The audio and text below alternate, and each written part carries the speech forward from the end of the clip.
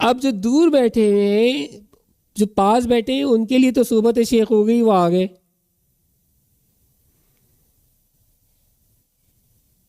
کوئی 15 دن میں آ گیا، کوئی مہینے میں آ گیا، ٹھیک ہے.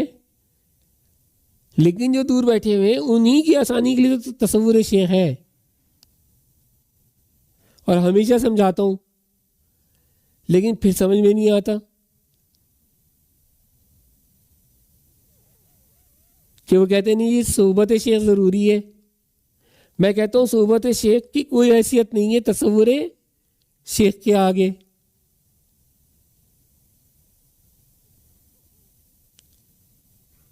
میرے ذاتی تجربے کے اندر ہے کہ مرشد کے گھٹنے سے گھٹنا ملا کے بیٹھنے والے کچھ نہ لے سکے، اور ہم مرشد سے پیچھے بیٹھنے والے چپکے، مطلب چوتھی پانچویں صف میں بیٹھتے تھے. کلاس میں آگے بیٹھنے والے اور مرشد کے سامنے پیچھے بیٹھنے والے، کہیں کچھ پوچھ نہ لیں. تو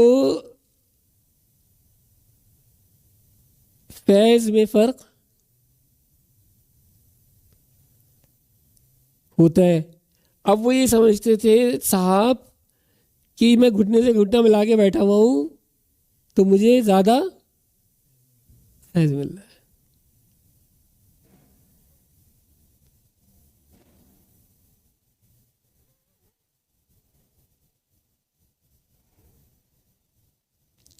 جبکہ وہ مرشد جانتا ہے کہ مجھے کس کو کتنا فیض دینا ہے، کیوں کہ کون کتنا ہوم ورک کر کے آیا ہے. اب یہاں تو ہوم ورک ہی نہیں کر کے آتے، 20-25 منٹ نکالنا مشکل ہو رہے ہیں بھائی.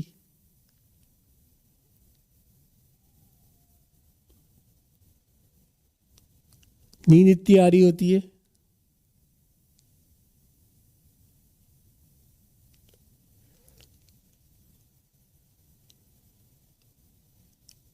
پھر یہ ہوتا ہے مرشد کو مجھے خبر نہیں ہے. ساری نیند اسی وقت آتی ہے.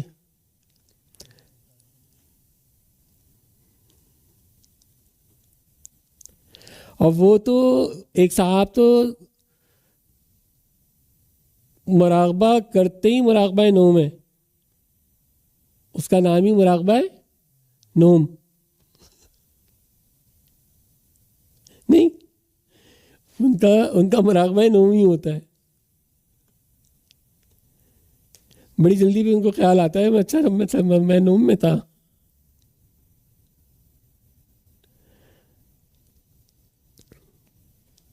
خیر اگر آپ نوم میں بھی چلے جائیں تو مراقبے میں ہی ہوتے ہیں، فرق کوئی نہیں پڑتا، بس لیٹ ہے نا. اس سال تو پکا ارادہ ہے رمضان میں چھڑی ساتھ لے کے جاؤں گا. پانا بھی ہے چلنے کا تو بنداؤس سے ایک چھڑی لوں گا. جو سویا وہ تو بعد میں آ کے اٹھائے گا، پہلے میں اٹھاؤں گا.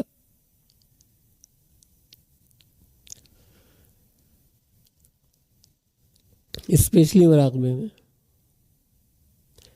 کیونکہ باہر وہاں جا کے تو کر نہیں سکتے، وہ جگہ تو بند ہو گئی ہے. یہی جگہ بچی ہے، یہاں آلریڈی اتنا رش ہوتا ہے. اور جوان کا بچہ وہاں بھی جگہ بنا کے لیٹ جاتا تھا.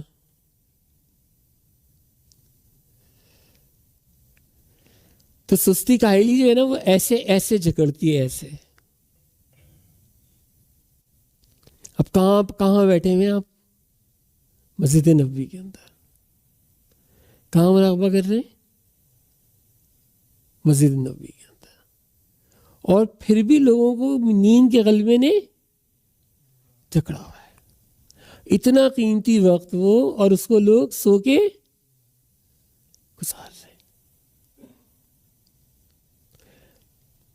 مطلب بڑا بول نہیں بولنا، اللہ معاف کرے، لیکن مجھے حیرت ہوتی تھی کہ یار یہ کیسے ضائع کر رہے ہیں اپنے وقت کو.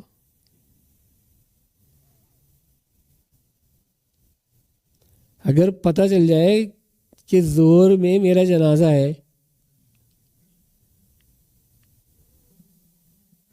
ہاں نیند آئے گی؟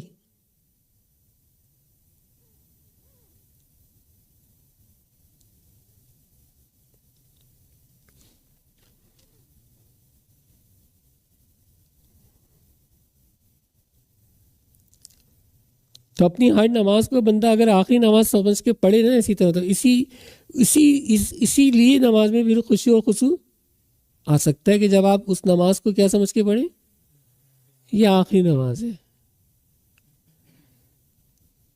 اگلی نماز میں میرا کیا ہوگا؟ جنازہ ہی ہوگا۔